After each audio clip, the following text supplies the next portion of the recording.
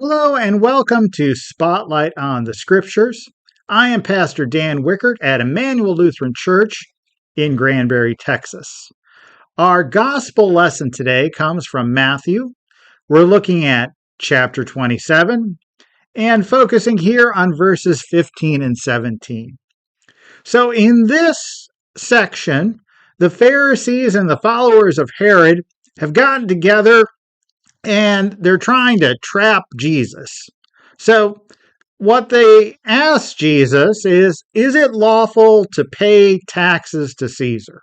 So on one hand, followers in the Jewish land are resentful of paying taxes to Caesar. So if Jesus would say something like, yes, of course you do need to pay taxes to Caesar, then his status with the Jewish people may be deteriorated. That's the idea of the Herodians and the Pharisees.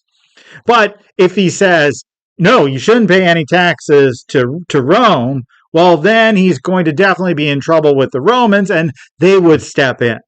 So that's the trap they're trying to set for Jesus. But Jesus, of course, sees the trap, doesn't answer yes or no, rather brings out a coin and says whose image is on it. They say it is Caesar's. And then Jesus says, well, give unto Caesar what is Caesar, and give unto God what is God.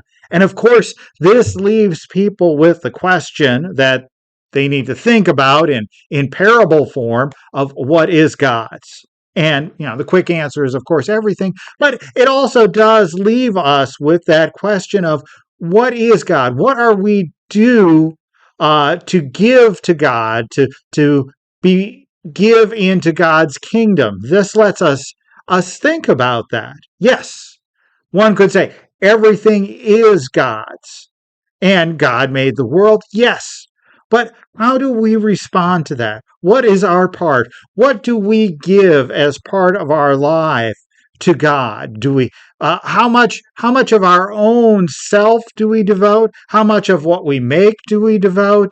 These are big questions that Jesus leaves with us to wrestle with.